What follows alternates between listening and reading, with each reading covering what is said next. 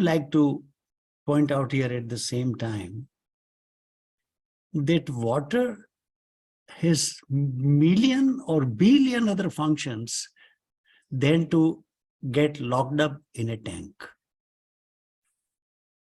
Like oxygen has many other obligations to fulfill in nature than getting locked up in a cylinder, oxygen cylinder in an ICU. Most of the water crises and water related issues, including climate disturbances, have appeared because of the mega dams world over. And now there is a tendency to dismantle them.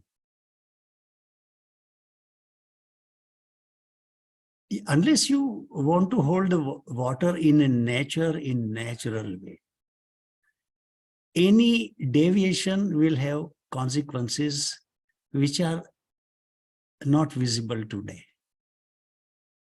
And if you attach commerce, let me tell you, the world is facing water problem, quantity and quality, and even the regularity of availability. Because of super tankers and water business world over, which is so big that entire fossil fuel industry is a peanut before water industry. You will have to see water in a larger context. Then, of course, sustainability and some meals, at least a meal or two a day, is everybody's need. I understand, and I have nothing about that. But please do not look at water from a commercial angle, because commerce or profit is a withdrawal of resources from the nature. What I gain today is a withdrawal of water for somebody else. Maybe some other living forms. Maybe for non-living, like temperature, moisture, climate, cooling. And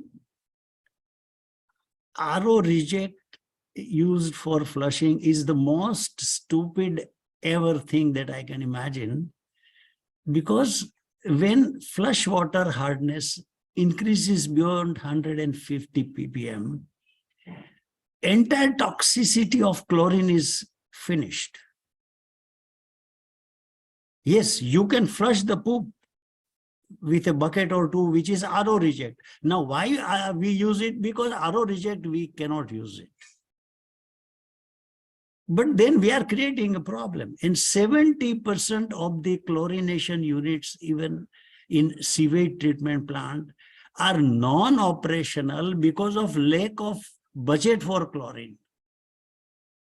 Even if you use chlorine 4 times, 10 times, at 200 ppm and above, chlorine is non-toxic, not man-made tanks. They are dug up tanks without any RCC or lining or anything.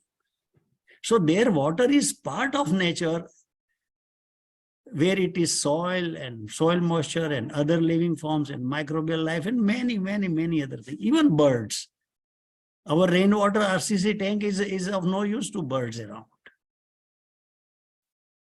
So anything you do for living is fine, but putting profit of crores of turnover and whatever, just Vijay Raji posted a filter of 10 mld per hour filtration or something like that. Am I right, sir? Vijay ji? Yes, sir. 10 lakh liters. Yeah, 10 lakh liters. Now, 1,000 1 mld. Now, 1 mld filtration unit has a backwash volume minimum 1.5 times the filtration rate. From where are you going to? Someday a filter is a strainer and you'll have to backwash it any day. I'm not saying every day.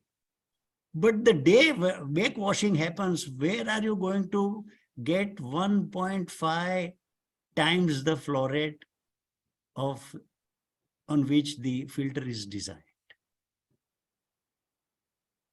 I understand you gain something in your hand and you can see, oh, I have got it. That's fine. But then the rest of the story starts after that.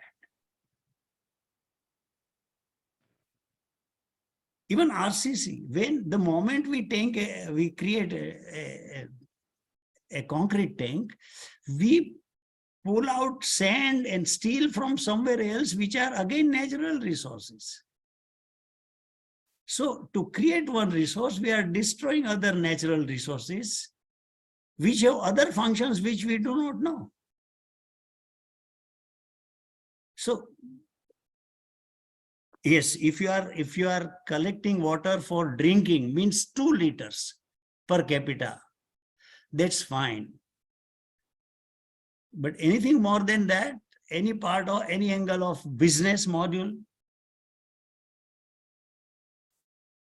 Canada is known as the world sponge on this planet.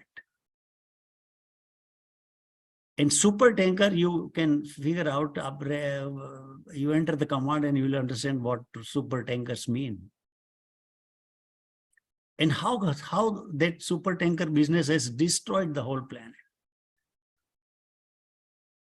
Say 10 million, suppose Bangalore population, if there is funding available to make rainwater harvest tank for all families. So 10 million divided by 4 or 5 number of heads, and everybody has a bungalow. So there is a condition that everybody has a built up house. It's not true. And suppose if you have money, do you think you can hold that kind of water with that kind of infrastructure for holding it?